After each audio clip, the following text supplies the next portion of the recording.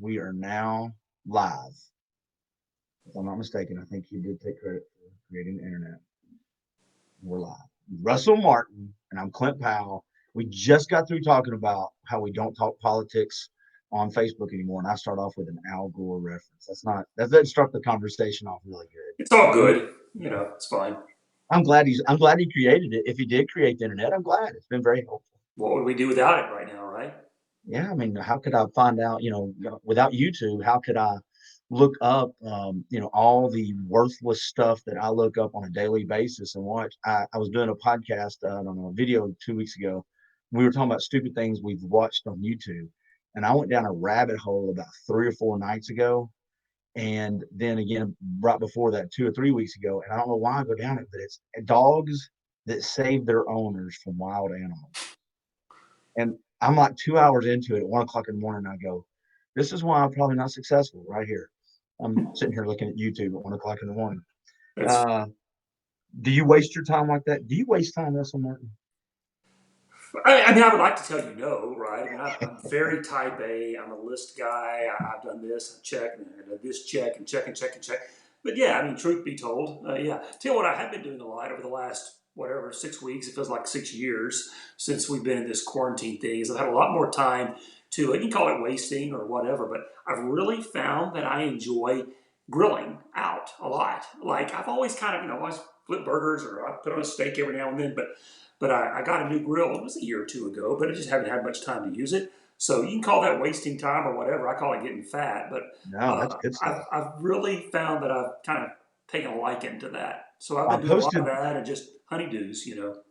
I posted this the other night though, people's favorite barbecue sauce. Do you have a favorite go-to barbecue sauce? Man, I'm equal opportunity, right? I can go from the full spectrum of which I never even heard of this a few years ago. But have you ever had that? I think it's popular in Alabama, white sauce.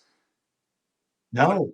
Well, it's kind of weird, but it's pretty good. Yeah. So you got that on one end, and then I would put right past that. There's the yellow mustard based kind of Carolina sauce, which that's Yeah. good. Then you have the sweet, what we have around here in Southeast Tennessee and where we live, and then it kind of goes from there over to the more vinegar based Texas stuff. And man, I'm equal opportunities. You can probably tell by looking.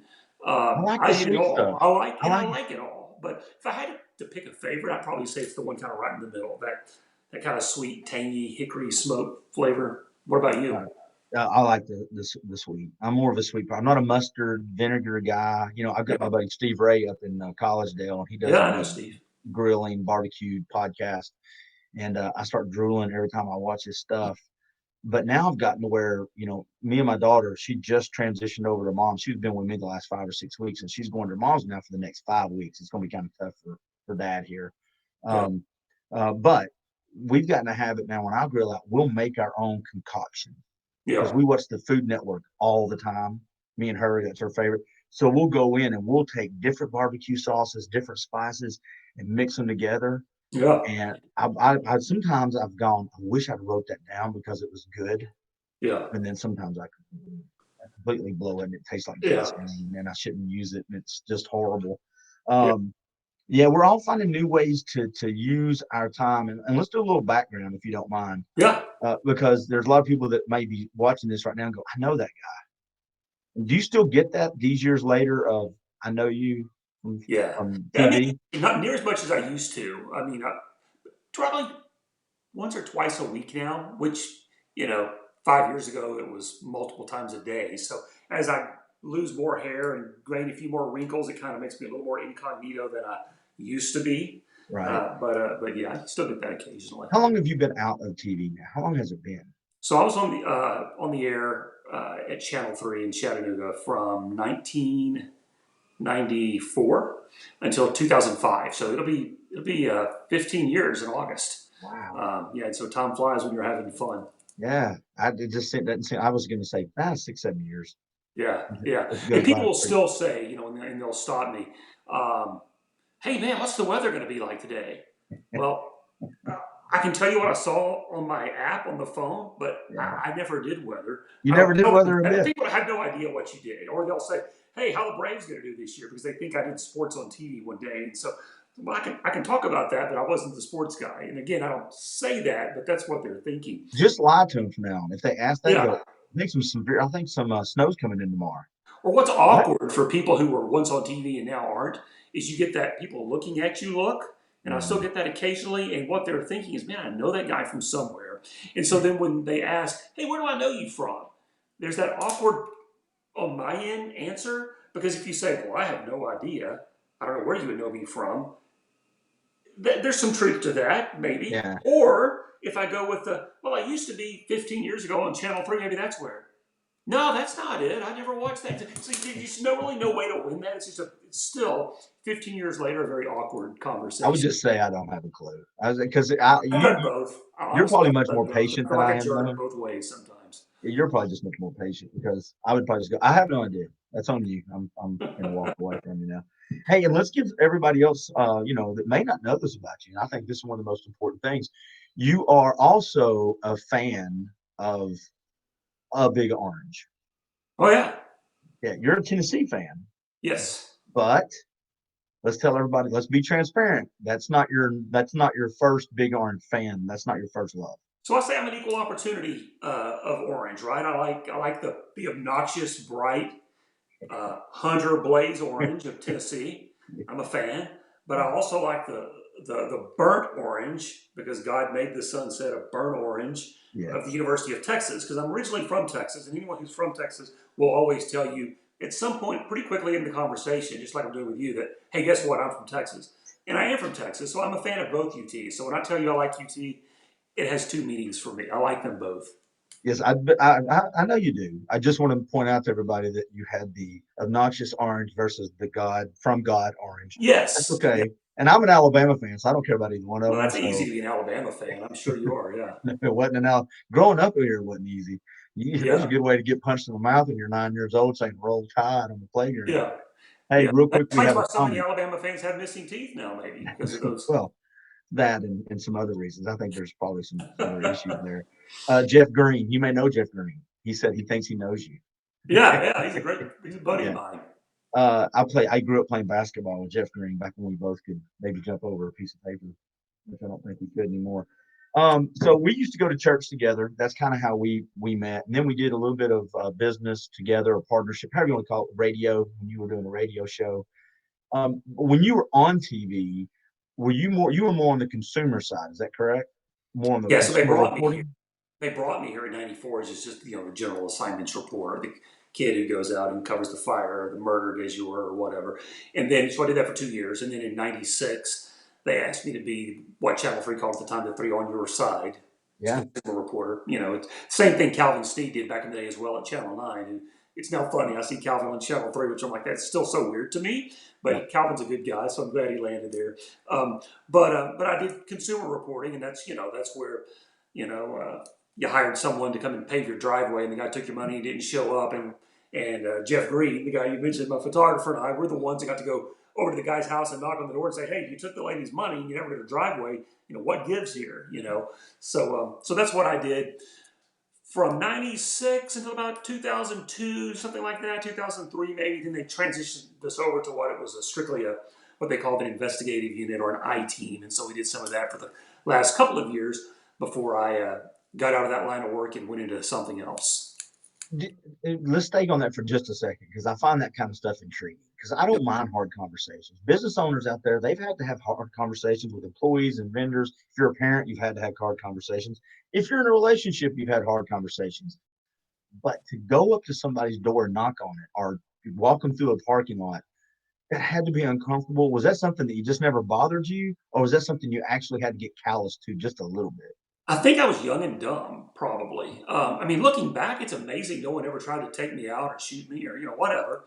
But thankfully, I mean, they never did. And I guess maybe you use the word callous. I mean, I guess that's what you could use. It's kind of like I don't really care what your Yeah, reaction is. I mean, the facts kind of are what the facts are, and so someone needs to come and ask you, you know, your side of the story. I mean, the situation seems to be that you took this person's money and you didn't do the job. Now, is there something else we need to hear? We want to give you a chance to tell your side.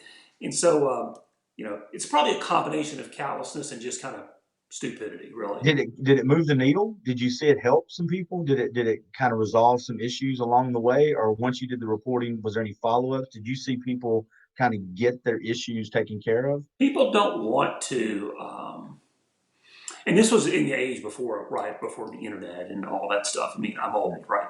Uh, People don't want to be on television being accused of doing something wrong. And so typically they would take the opportunity to right the wrong. Now, a lot of times what I would find is that they never really intended to not do a job properly or not take care of business the way business was supposed to be taken care of. You know, we all make mistakes, and I certainly put myself in that bucket. But it was the opportunity to right a wrong. So, hey, it was Mhm. great if we could report, hey, there was a misunderstanding. Here's what happened, and company ABC went out and made it right, and hey, everyone's happy. And so we sometimes they would go that route, and there's always an education component in that too. It's like, okay, well, so this happened to that person. Here's what you can do so that doesn't happen to you, kind of a thing. And so they could go both ways. Sometimes they wouldn't right or wrong, in which case you report that. It's just kind of one of those, is what it is things. That's one of those you look at and report this. That's when you kind of go, "You sure? Yeah. Did I freeze up on you?" Yeah, you can't. You're back though. You're good. Yeah, I was just going to say, if they say to you, "I don't want to right the wrong," that's when you kind of look at them like, you know that people are watching this, right? Yeah. Are you sure that's the final answer? One of those Who Wants to Be a Millionaire. Is that your final answer on this? Because a lot of people are going to see it, and it's not going to do good for your reputation. Do you miss it? Yeah, I miss some of the people. I mean, I worked with a lot of great people, and a lot of people still in the air out there. Cindy's there, and David, and Paul, and Greg Glover, and a lot of those people who've been there a long time now. We're still connected on Facebook, and I'll see them out occasionally. But I don't miss the work. I enjoy what I do now. I don't ever care to go back to that. Not that it was bad, quite frankly. I think it just prepared me well for what I do, and for what I want to do, and so I don't regret not 1 minute of it. It's been great and it was awesome, but I'd never care to go back and do that full time again. It might be fun to go in and pinch hit sometime, just when someone was off, just for old time's sake. I would like to do that, but I had but nothing permanent. I had Jed Mescon on with John Pless, and we were talking about that. I said, "Do Yeah, y'all miss it?" And John was kind of probably not as much. John was like, "Yeah, I miss it a little bit." Jed was very honest because Jed's a very authentic person. What you yeah, see is yeah, what you get, and he goes, "Oh, I miss it terribly." yeah.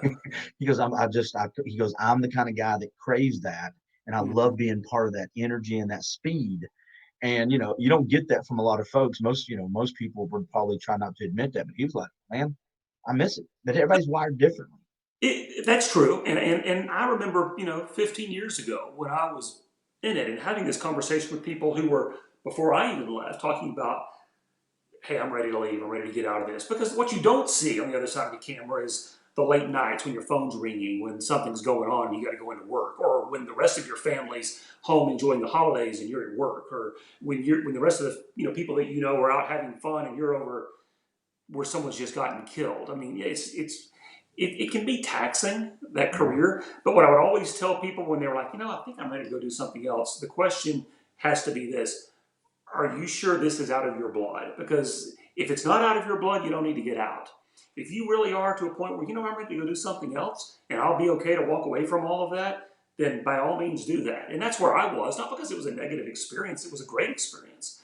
And I left on the best of terms. I was ready to just do something else. I Yeah. think sometimes when the soup sits in the pot a long time, it gets stale. You And know, I I, was just ready to go do something else. But it was a great experience. And I've always looked back on those days when I was younger and had more hair as very fond memories. I watch, and then we'll transition into some other stuff. But I watch the weather stuff a lot of times, especially now because I think we're close to the same age. I'm 52, so um, when I grew up, the weather guys and girls just didn't come on all the time. And a lot of times they were coming on to report what had happened or is happening right now. They didn't have the projection, they didn't have the radar system. There wasn't a lot of the warnings and watches that were like literally hours and days and minutes ahead. So when we grew up, the weather people would come on like, "Hey, here's what just happened in your neighborhood." It was a little late.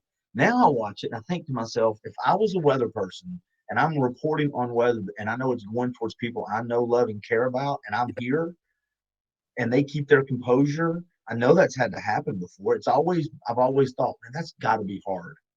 If Yeah, you're reporting on stuff and you're like, this is where my cousin lives, or this is where my house is, or this is my mom and dad's area, and I'm reporting on it very detached almost. I can Yeah, do that. yeah. I think you, as hard as it is, you have to be, an independent observer, which is really a lot easier said than done, right? Yeah. Especially if you certainly would know the area or the people that are impacted. But people like David Glenn and Paul Barris and all those others, man, I think they do heroes work when we need them, and we're blessed in a smaller to mid-sized media market like Chattanooga to have professionals who do such a fantastic job when it comes to that. I truly believe that. And I throw Patrick Core in that mix as well from Channel 12. All three channels, network channels in Chattanooga, have great meteorologists, who I think serve us very well. I played softball for years with Patrick Cord, our Yeah, coach, and that dude could run. He was an athlete. That yeah, I guy was a remember that. Yeah, great such a athlete. nice guy too, for sure. Yeah, really nice guy. You did you start off in TV and stay in TV and then did a radio show? Because I know we did a radio show for a short time. But the reason I'm asking is I've talked to a lot of TV folks that started off in radio and then transitioned to TV. Did you start in TV? No, I started in television. So again, growing up in Texas, majored in communications, worked 2 years in Abilene, Texas, out in West Texas, and then my phone rang one day from a guy named Bill Wallace in Chattanooga, Tennessee, which had heard of Chattanooga because it was the Chattanooga Choo Choo song, but knew Yeah. nothing about it. And he invited me out for an interview, and man, came out here and just fell in love with the area, and so. The rest is history. Here I am, 20 some odd years later. Did you like radio for the short time you did it? Did you like doing the radio show? I did. Yeah, I enjoyed it. I had a great coach, Clint Powell, who taught me all the ropes. Yeah, and he worked out so well. You just stayed in it, made all kinds of money. Absolutely. That's what There's I'm so thinking much. about retiring next week because of that. But Yeah, yeah, you no, still it was get it. fun. It's a different medium. I like the visual aspect of television, be able to show and tell. But I think there's an art in radio because you have to be able to paint a visual picture in a strictly uh, audio format, and that takes a tremendous talent. One of the surprising things for me, and then I'll talk to you about quarantine life and what you're doing now with your video stuff, which I like.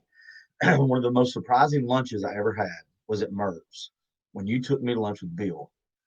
Yeah. Do you remember that? Oh And you yeah. told, and here's why it was weird. Like for me, I just did a podcast with Kim Chapman and Cindy Sexton, Yeah. and for me that was surreal. I know Kim, I know Cindy a little bit, but I grew up watching Cindy a lot. And when you say that to her, she's like, "I'm not that old." I meant you were my one of my go-to sources. I watched it with my mom and dad and my grandfather. Right? Yeah, Yeah. that's the way it goes. But Bill was kind of in that category. I knew Bill and I felt like I knew him. Yeah. That's what you get when you're on TV. Everybody feels like they know you. You don't know them. That's the way Yeah. it goes. So you said, let's go to lunch with Bill. I think we're going to maybe get him on the show or not. I said, great. And you told me, you said, now he's funny. I went, oh, whatever. We go to Merv's and he held court.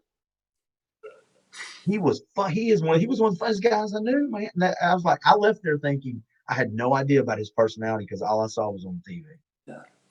Bill was, I should say, a great human being. Unfortunately, he passed away a little over a year ago, from complications from ALS. Um, but when I first came to Chattanooga, you have to understand when you're coming into a new town, and I was a kid. I was, early 20s, didn't know anyone here. And right across the aisle from where my desk was Bill's desk. Now, Bill's the main anchor. In my eyes, I'm like, wow, here's the superstar. And he could have been arrogant and standoffish, but man, I found quickly Bill was none of that. He's just a great, great guy. And Yeah. I just really enjoyed that relationship with him, and just a funny guy, I know when he started talking, yeah, I was hanging on every word because it was one funny story after the next funny story, and I kept thinking, this. I wish I knew the backstory of all of the people I've seen on TV because Yeah, they're pretty good. Hey, before we transition, Jeff Green one more time said I worked with a ton of talented reporters and anchors. Russell was one of the best, if not the best. Tremendous talent, just roots for the wrong sports team. shows what he knows, right? Yeah, Hey, Clint. So why you see me fumbling around? I noticed, like, on my iPad, I have like 10% power yeah, left. go for I'm it. Go for trying it. to kind of plug in and talk. We keep going. Yeah, you're good. Well, what I'm going to talk about is I noticed, and while you're doing that, I can kind of Yeah, set it up. I noticed a couple of weeks ago, maybe a month or so ago, I may have been late to the party. You started doing some 1 minute videos or 1 minute ish videos. yeah, And I just found out today because I watched them on Facebook. I just found out today they're also on YouTube. You put some of them up on YouTube. But I wanted to talk to you because I know you're a pharmaceutical rep and you're not going into doctors' offices right now because you're like us. You're living quarantine life, which I'd love to find out if you've done had any new habits, if you're reading now, running, what something you've learned. But yeah. tell me the videos, what they're for, and where it came from, where the idea came Yeah, so when you're home, you have more time on your hands, right? And so you turn on TV, and it seems like everywhere you look, uh, it is what it is. I'm not saying it's right or wrong, but the news is just very from. negative around. Every time you turn on the TV, it's talking about disease and sickness and death and economic fallout. And I'm like, it's just taxing, you know? And then when you get on social media and you start scrolling, and you're like, you see the same stuff. And I'm like, man, I know I'm thirsty and hungry for something that may be encouraging or positive. And I don't know, it just hit me one day because I've always posted on social media and whatnot, but I've never done videos or put myself out there. And I thought, well, why don't I create some content that's encouragement based, that's Christian based, because that's where I come from, and do it in like a 1 minute format, because if you're ADHD like me, you lose attention really quickly. So a short message, roughly around a minute. And so I started doing that. I've done, I don't know, man, 12 or 13, something like that, of those. And I've just really enjoyed it. If no one ever watches it, it's therapeutic for me. So it's been good. I noticed, and I wrote down when I was watching them, and I know you know this because you were a reporter, and I know it from just from what I've done. There is power in stories, and I've listened to, I think most of it, I don't know, maybe probably 6 or 7 of them, and they all center either on something that you've been reminded of just through living your life, or a story that you're sharing. And I thought that was pretty cool. I think sometimes stories relate so well to people, and I think that's a little bit of you falling back on your training. You're telling a story, you're seeing something bigger, and you're pulling it down into something where I can consume it and get the point, which I Yeah, think is very cool. I think it's very cool. yeah. Yeah, that's the idea. I mean, right? You see something and it's like, man, that reminds me of whatever, fill in the blank. And so it kind of plants a seed. In my kind of twisted mind, I see things, I'm like, wow, that would be a really good thing. For some reason, that really spoke to me. And I think, sometimes you see something, God's like, hey, man, remember when I said such and such? And I'm like, I think I read that the other day in the Bible or something. Well, that's a good seed to kind of share with others, perhaps, because I think, well, you know what? If it was encouraging to me, maybe it'll encourage someone else. And so that's why I've done them. Well, I know you have your quiet time, and I know you read your Bible. Are there other areas though over the last 5 6 weeks you have kind of either depended on or found that or play a part in your daily routine now that you kind of turn to? So I enjoy uh, outdoors. So done some hiking. We found a really cool place. Well, maybe I shouldn't tell, because if people see this, it's gonna I would be. just say a cool place because they'll run. You'll have company. No, it was just a great, cool hiking trail over in Walker County. I'd never been to before. Beautiful waterfall. So I've just done more hiking.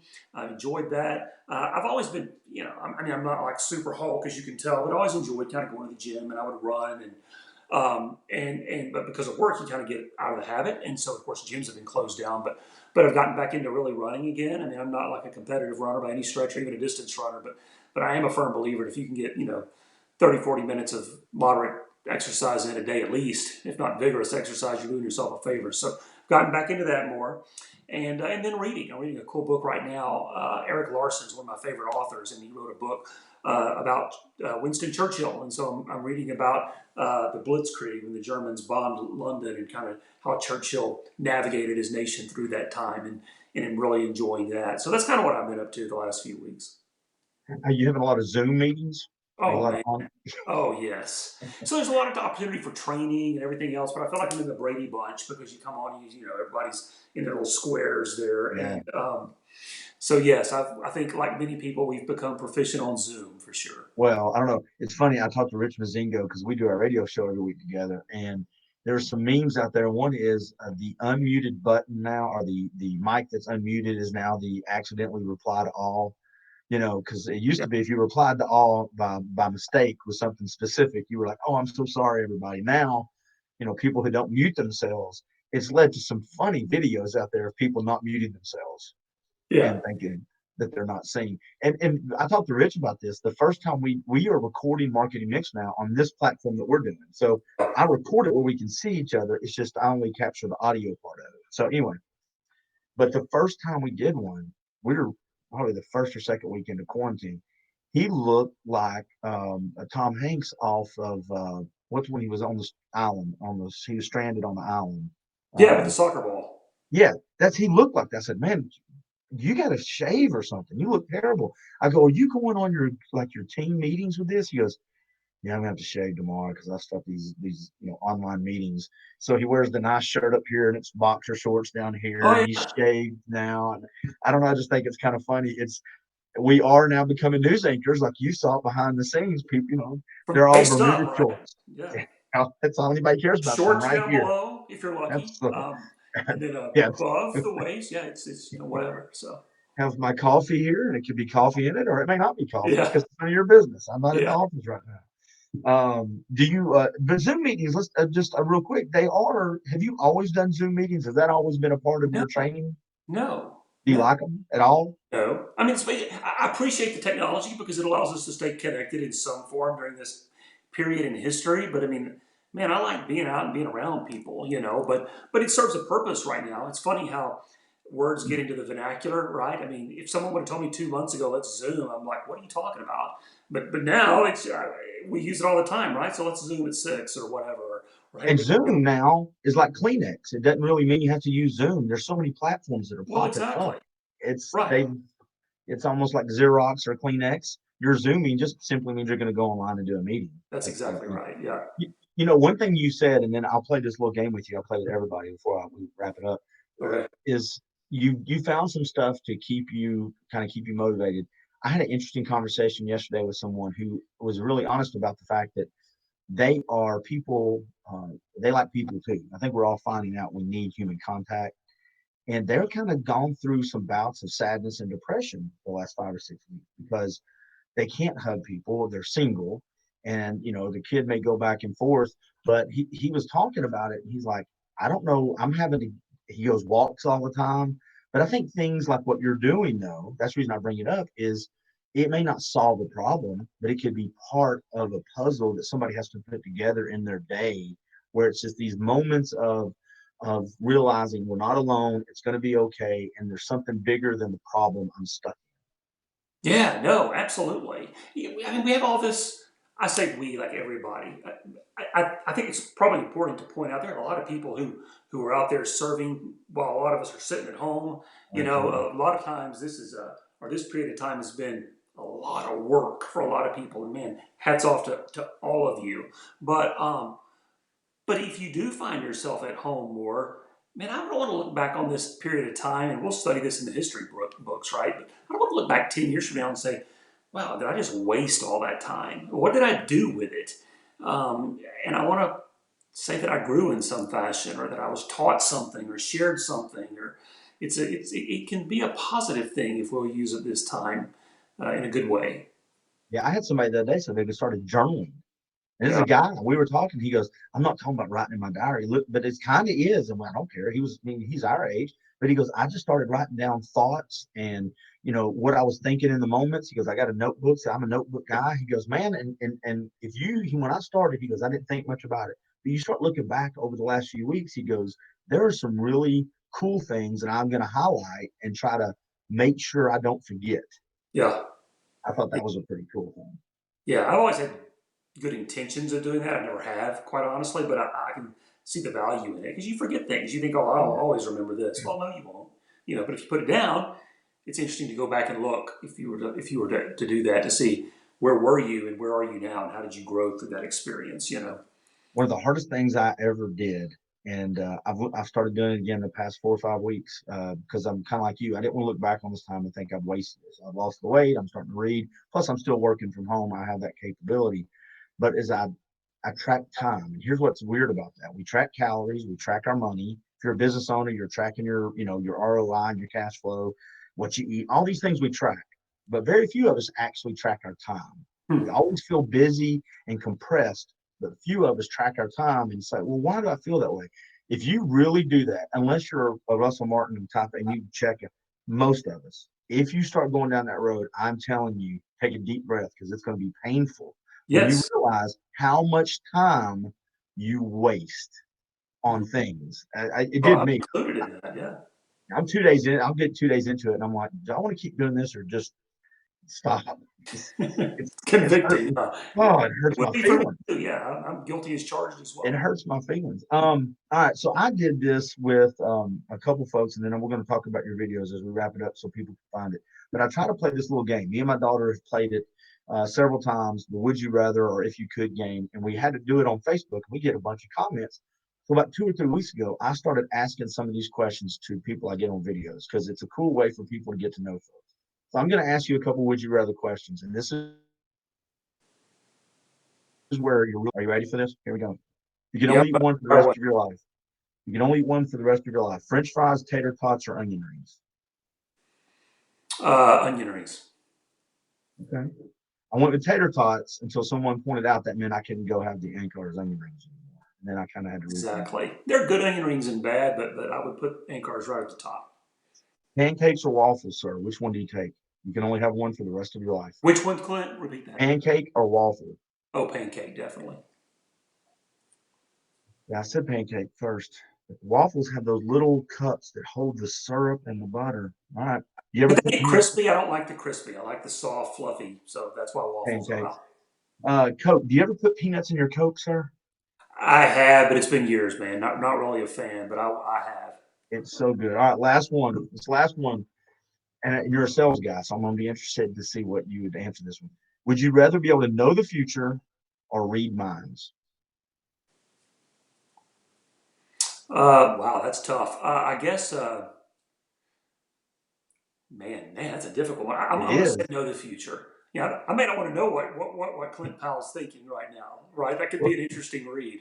yeah, But if you knew what was around the corner, maybe you could probably be better prepared to handle what's around the corner. So I'll go with that one. I said read minds based off sales because if I'm talking to Russell and I'm selling you a widget and I know right now what the problem is, I can go ahead and be super duper sales guy until someone else said, but your personal relationships, Clint. And I went, oh, yeah, no, I don't want to know what. I just want to live in this world, this veneer where I think everybody's happy. I don't want to know Yeah, all that. yeah. How's the family? How's everybody else doing? I see your son is signed to Carson Newman. Is that correct, sir? Yes, he's going to play football in the fall and going to Carson Newman. My daughter is wrapping up her ninth grade year, and Wow, yeah, we're all good and healthy, and things are going well. man, time flies because I remember when they were not near that old. Yeah, same with your kids. Yeah, Yeah, it goes by quick. He'll like Carson Newman. I graduated from there, and that's where my sister went. So he'll like Carson Newman, and he's in a good program. yeah. Tell everybody one more time. Do you post those videos at certain times of the week, and where can they find them? Is it a personal page? Do you have a where do they find them? So both. So I post them on my personal page. Usually a couple of times a week. I'm not real rigid. I was doing Sunday, Wednesday. I'm like, I'm just gonna whenever the mood hits. So it's, but roughly, once or twice a week. YouTube, Russell Martin, Every Minute Matters. If you put that in YouTube, I think you'll find that they're just 1 minute videos designed to encourage you, inspire you, and urge you onward.